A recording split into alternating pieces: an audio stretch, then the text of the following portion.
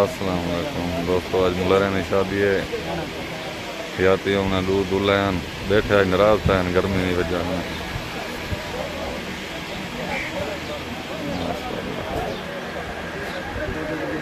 ना अभी खाओ रही तो बेचा ना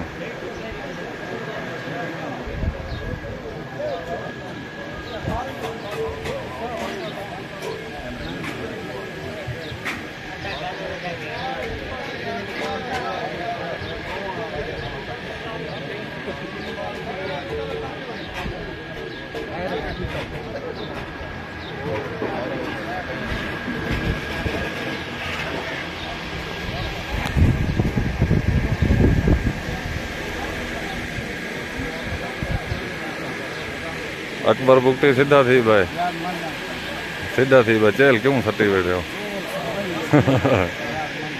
देख लाला जी में सीधा थी बैठी में सीधे थी भाव।